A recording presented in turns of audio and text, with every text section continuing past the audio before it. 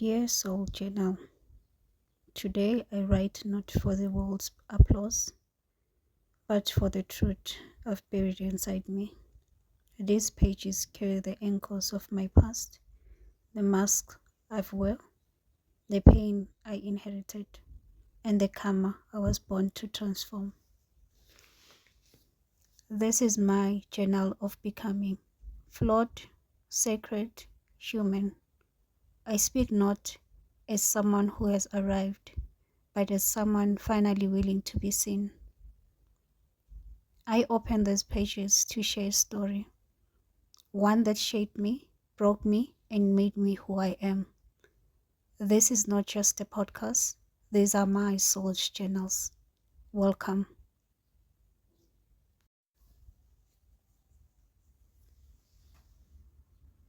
So today I'm here to tell my story. As it said, in order to move forward, you need to look back to understand your present and know who you are becoming. So I will witness the choices I've made and bring them to my awareness, as I know the best way to prepare for the future is to be fully aware of the present and how we got here. In the 7 spiritual laws of success, when we talk about karma, it states that to transmute karma to positive karma, you need to ask yourself, what can I learn from this experience? What is the universe trying to teach me? Then tie this to your purpose so that you can teach others about this. So I am telling my story to be able to look at myself deeply, unmasked, and feel free to be seen for truly who I am, and to stand in my true and authentic self, stand in my power and stand in who I am today, with all the particles that make me who I am from my past, as I stand strong in becoming a better version of myself. I am Lerato, a mom, wife, spiritual healer, a founder of an organization that deals with child development through the art of play. I am a kids' life coach, which ties into my spiritual gifts. The story continues. One day I'm sitting at home. My mom and my grandmama are at home, and it's just the three of us. So my grandmother stands up to go to the other room, and I start saying, "Mom, I'm pregnant." And she just looks at me with shock. And it doesn't say anything. As soon as my grandmother comes back into the room, she told her. I don't remember them shouting at me or saying much.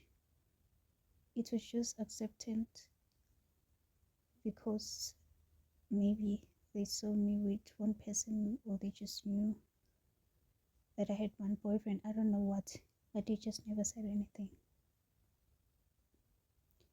But later, after years, I did hear that my grandmother wanted me to get an abortion, but said because of church laws, she can't do that.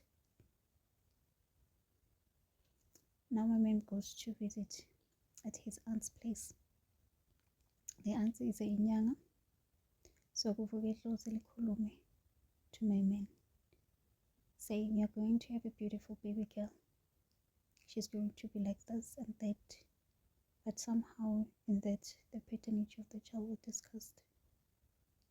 But from what I know now, they accepted the child as theirs.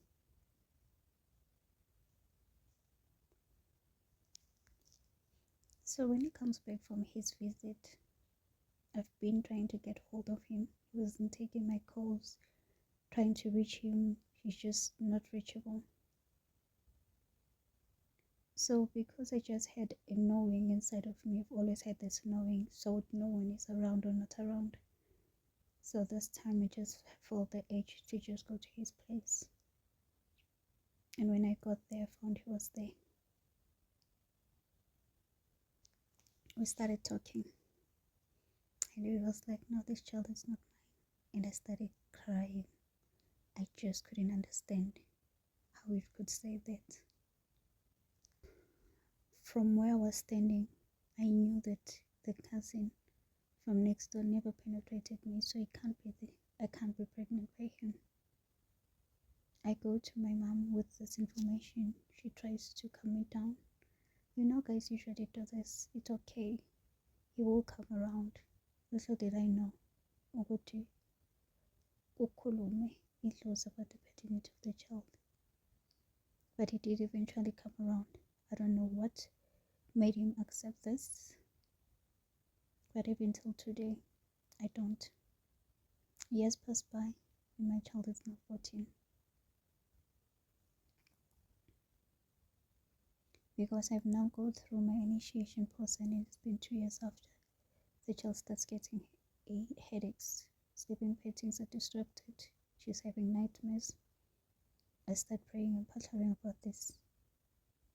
And during the past years, there have been rumors about this, but I just didn't take them to account. After getting married, moving into my new home, my husband was so angry with me. He'll always say, you know what you did, just tell me. And I'll be so puzzled about that. It was difficult for both of us because I didn't know what he was fighting me about, and he felt that I knew, and I'm just hiding it. So one day while initiating, my mom came to visit me, bringing things that were required while initiating. And this came up again. I was so embarrassed, crying, saying I know nothing about that, and everyone was just looking at me crazy, thinking this child is a liar. And from where I was standing, I was truly being honest and didn't know that the child was not my husband's. So fast forward to when the child is now 14. I do prayers for Pasha, saying to God and ancestors, please show me the truth. If I don't remember what I did and what everyone is saying is the truth, please remind me. I need to know the truth. Until next time, may you find your own truth in your soul's pages. With love, Lerato.